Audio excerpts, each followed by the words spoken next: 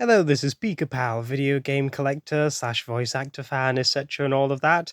Welcome to a video games collection video, which is something that I don't really get to do all that often, especially since my brother's normally in this room all the time. But he's out today, and basically for the whole of the day, so I thought, you know what, might as well take this opportunity and do a video while I'm at it to please you all. So yes, long while since I did a video game collection video. I think the last one was the PS1 game collection. This time, though, it is the turn of the Nintendo DS, and I actually do have quite a lot of games to show you, because I've got them on the side and another batch behind me. So we'll just get started, shall we? We'll start with the ones on this side, of course. So we will begin with WarioWare Touched, which is a fun little game that takes as much advantage of the DS as possible.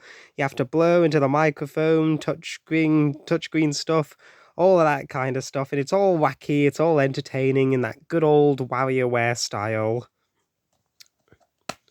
Because this is the one that I grew up with alongside WarioWare DIY, which I'm pretty sure we'll see later, because I do also have it. All complete, although somebody's written 942 on there for whatever reason, don't know why.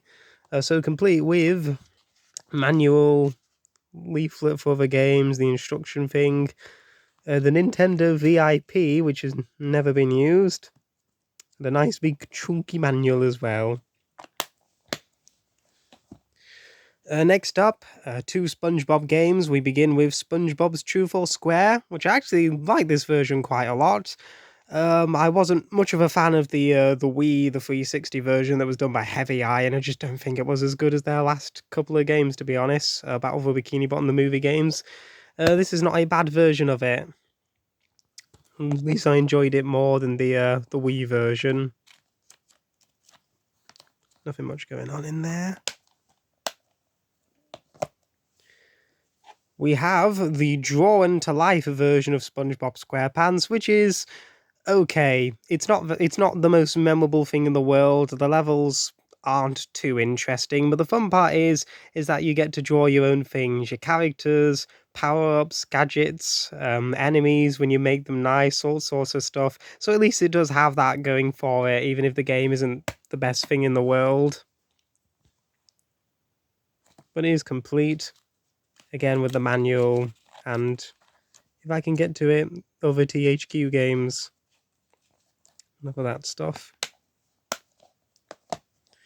This is one that I've just started to play recently. This is Sonic and Sega All-Stars Racing, and so far it's actually a pretty good version of the game on the Nintendo DS. I do also have the second game on the PS3 as well. Fantastic game. If you haven't played that, definitely do check it out.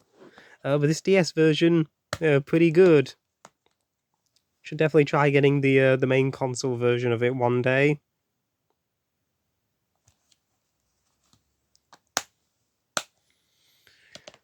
A game that I got recently, if you saw the last very short pickups video, Tony Hawk's Proving Ground. And again, another one that I started recently. I'm actually enjoying this one as well. Again, probably more enjoyable than the PS2 version, definitely. How it will compare to the PS3 version, not entirely sure though, or rather the main console version. But this is actually not bad. I should definitely try and get the other Tony Hawk game, American Skateland, which came out before this. The only downside is, though, that the case is a bit damaged down there. Sonic Rush, one that I haven't got round to playing. But I do have some memories of this back in the day when I used to have a version of this. Because this is the one that introduces Blaze the Cat as well. There's also the sequel, Sonic Rush Adventure, which I don't really see too often compared to the first game. And last from this pile, we have Draglade, another one that I got recently alongside Proving Ground. Interesting sort of game. It's sort of like an action sort of game, but also has some rhythm elements to it as well. So it's going to be very interesting to see what this one's like when I get round to it in the future. Also, I think there's a couple of other games in this little series as well, but unfortunately, this is the only one that ever got translated. The other ones didn't come out here at all, which is very unfortunate. So that is that pile, and now I shall bring on the pile that's standing right next to me. Starting off with Eggheads, that BBC game show, or at least it used to be BBC, but now it's on Channel 5, where you take on some familiar quiz faces and try and win some money. And as you can see, did not do a good job of trying to take the CX sticker off, because it's still all sticky and stuff.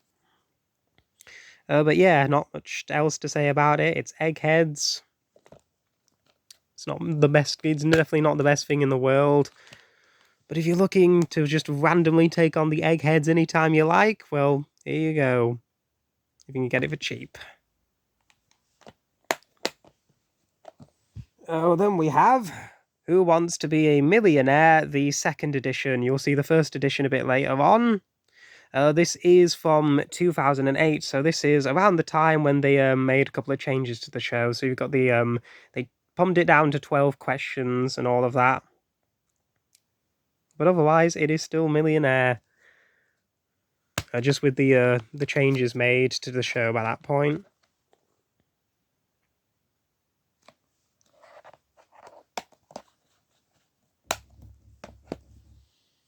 We have Tony Hawk's Downhill Jam next, the other Tony Hawk game they have on the DS. I've only played it for like a couple of minutes or so when I first got it. It seems like another good game. Vicarious Visions normally do a pretty decent job with the Tony Hawk handheld games, so when I get around to this in the future, it should be a lot of fun. Although unfortunately, it's a bit damaged there. Which is a bit unfortunate.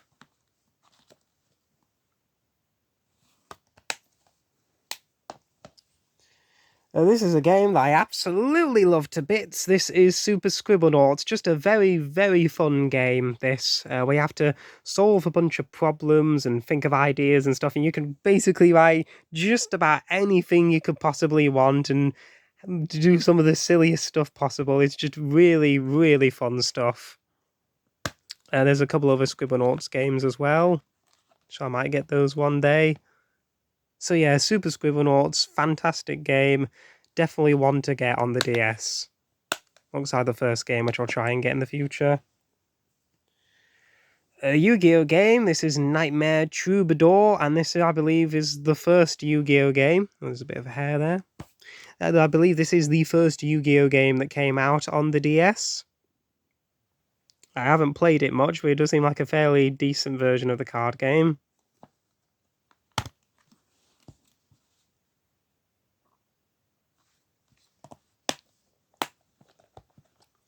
Another favourite game of mine, this is Worms Open Warfare 2, which I also have on the PSP, but this is the DS version, and again with the bloody air getting everywhere. But yeah, it's Worms on the DS, it's a pretty fun version. Of course, Worms is, for the most part, always fun to play.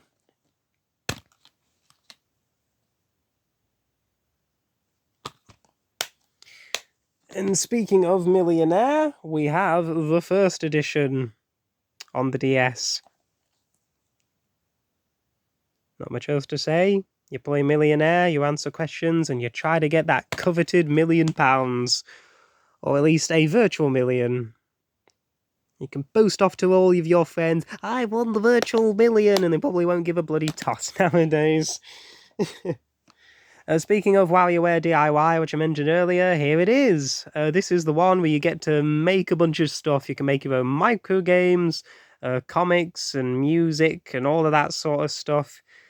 Again, it's one that I haven't played too often. I do remember having lots of fun with this back as a kid, though, when I had the game back then, just making all sorts of stuff, even though I was pretty crap at it for the most part, in terms of making stuff anyway. But yeah, very enjoyable game, that one. Sega presents Touch Darts. Not the kind of thing you'd thought Sega would publish, but they did. And it's basically darts on your DS, and you can play all sorts of different mini games and different darts games and all sorts of stuff.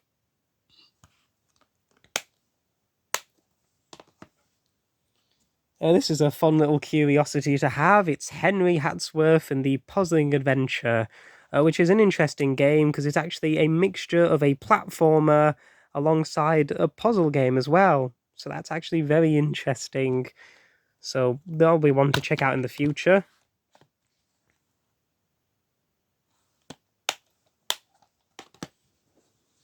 And we have Bleach, The Blade of Fate, based off of the Bleach manga and anime, which I have absolutely I have not seen anything from this at all, nor the manga nor the anime, but it is a fighting game, and apparently a decent one as well, from the folks at Treasure. So that convinced me more than enough to give this a shot, even though I know absolutely diddly all about Bleach whatsoever. And that's basically the regular games all done with, so we get on to the little RPG collection going on here.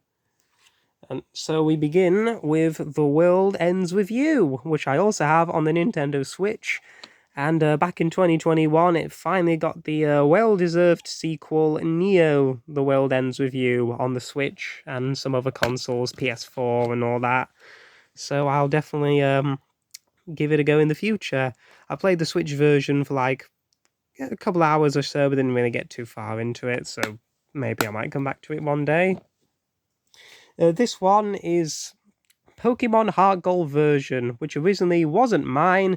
It was actually my brother's, but he kindly gave this to me, which I am so happy for, because this game is gonna cost you a lot of money nowadays, especially from like CX and stuff. So yeah, it's something that you definitely won't get for cheap nowadays, as with most Pokemon games.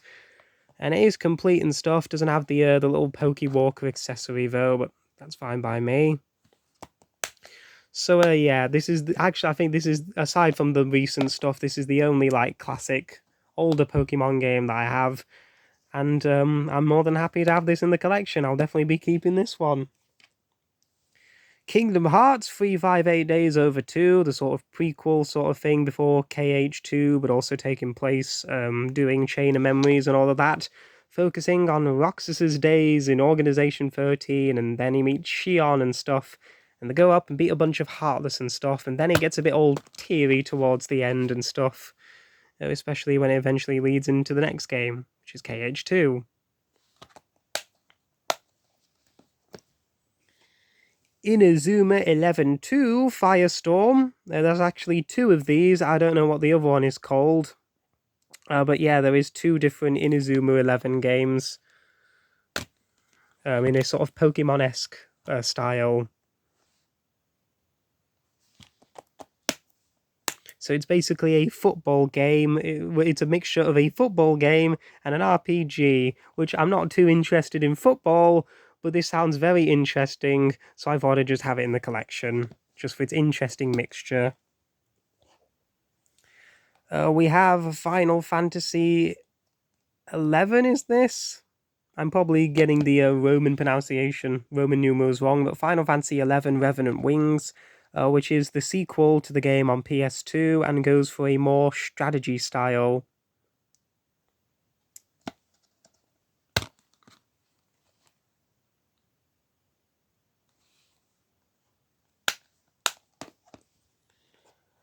Final Fantasy III, this is a remake of the, I think the game that came out on the NES, and it was put on the DS.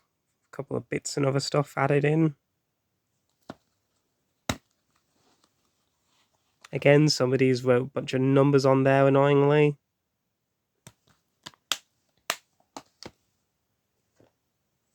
Dragon Quest Sentinels of the Starry Skies. One of two of Dragon Quest games that I have. I think the other one is the first one that came out on the PS2 over here in Europe, because we didn't actually get the Dragon Quest games before then, I believe so.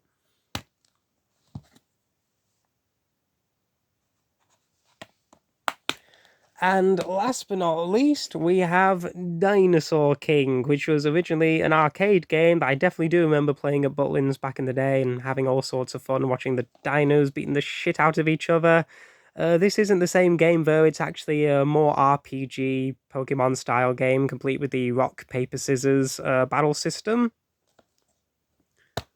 And also 4Kids mentioned, because they were involved with the anime, with the English dub for the anime for this. If you remember, because they had a bunch of voice actors, basically, with Max being voiced by Veronica Taylor, basically just doing Ash Ketchum, and the evil villain team was essentially Team Rocket, complete with Rachel Lillis voicing the female member of the team, in the same way as Jessie from Team Rocket, with Dinosaur King on the DS, and there you go. So there you have it. That is my DS collection. Quite a lot of fun little games there. I'm happy to have a lot of these in the collection, especially some of the more obscure ones that you don't really find in this day and age. And yeah, that's it for another video. So until next time, which might be another collection video, probably not, but maybe a pickups video, whatever. I will see you next time. Until then, bye-bye.